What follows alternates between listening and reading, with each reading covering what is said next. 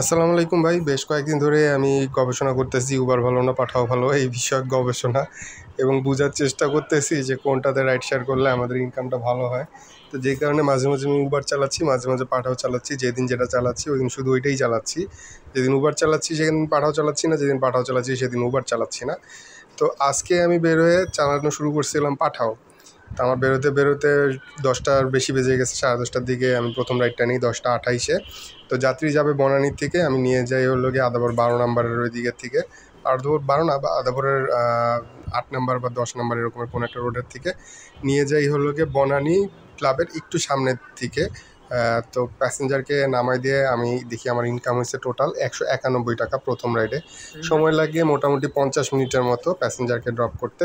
তো প্যাসেঞ্জারের ডিসকাউন্ট ছিল, এবং উবারের থেকে বাকি যে ডিসকাউন্টের যে পেমেন্টটা ছিল সেটা আমাকে দিয়ে দেওয়া হয়, এবং প্যাসেঞ্জার আমাকে বিকাশে পে করে, যেহেতু ওনার কাছে ক্যাশ ছিল না। আমি রিকোয়েস্ট করছিলাম, উনি আমাকে ক্যাশ দিতে নিছিল, কিন্তু আমার কাছে আবার ভাঙতেও ছিল না, যে কারণে আলটিমেটলি আমাকে পরে বিকাশেই পেমেন্ট নিতে হয়। তো সকালের প্রথম রাইডটাতে আমার ইনকাম হয় 191 টাকা। ওনাকে আমি নিয়ে যাই আদাবর থেকে বনানী 11 নম্বর ব্রিজের কাছাকাছি, 11 নম্বরের কাছাকাছি আর কি, বনানী ক্লাবের থেকে একটু সামনে। তো ওখানে কিছুক্ষণ বসে থাকার পরে আমি আবার ঘোরাঘুরি করতে থাকি এবং সেকেন্ড আর একটা রাইডের জন্য অপেক্ষা করতে থাকি।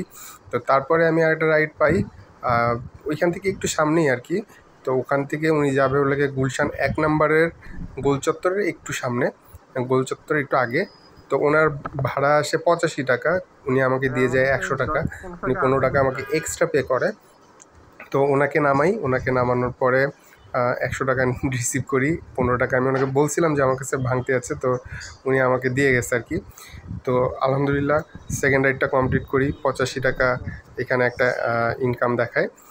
তো এরপরে আমি আবার ঘোরাঘুরি করতে থাকি থার্ড রাইডের জন্য গুলশানের ওই দিকের থেকেই।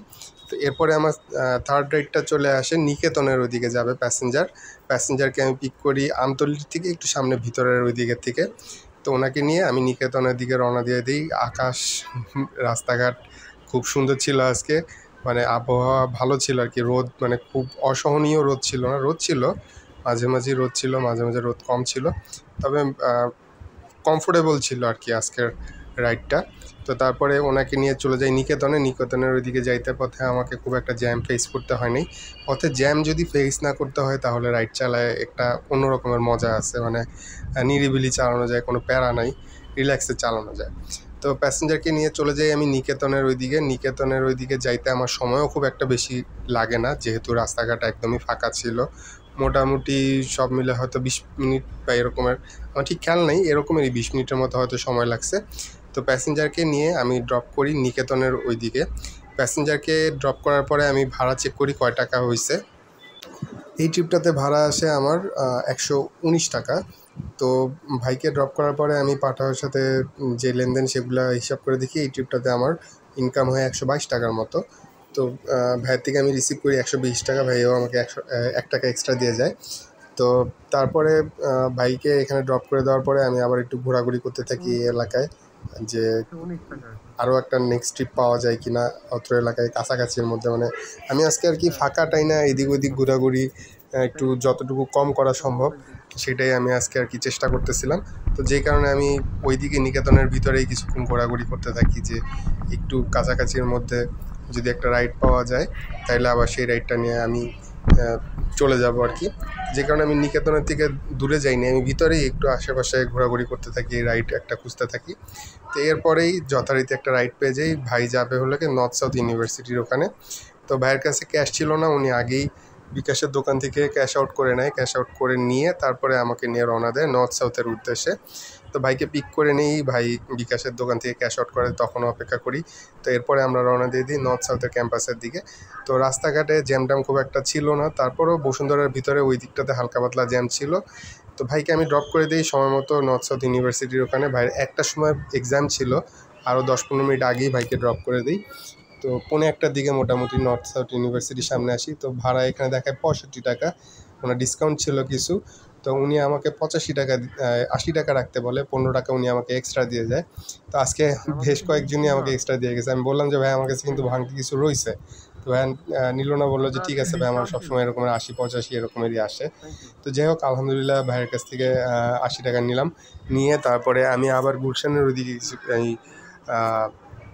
বসুন্ধরার ওইদিকেই কিছুক্ষণ ঘোরাঘুরি করতে থাকি, যে এরপরে আবার আরেকটা ট্রিপ পাওয়া যায় নাকি ওখান থেকে। তো ওখানে কিছুক্ষণ ঘোরাঘুরি করার পরে আমি বসুন্ধরার ভিতরের থেকে নর্থ সাউথ ক্যাম্পাসের সামনের থেকেই আরেকটা ট্রিপ পাই। তো ভাই যাবে বাসাবোর ওইদিকে। তো ভাইকে রিসিভ করতে আবার আমি নর্থ সাউথ ক্যাম্পাসের সামনে চলে আসি। ওদিক থেকে আমি ঘোরাঘুরি করতে করতে একটু অন্যদিকে চলে গেছিলাম, ওখান থেকে আবার ভাইয়ের কলটা পেয়ে ভাইকে রিসিভ করতে চলে আসি নর্থ সাউথ ক্যাম্পাসের সামনেই।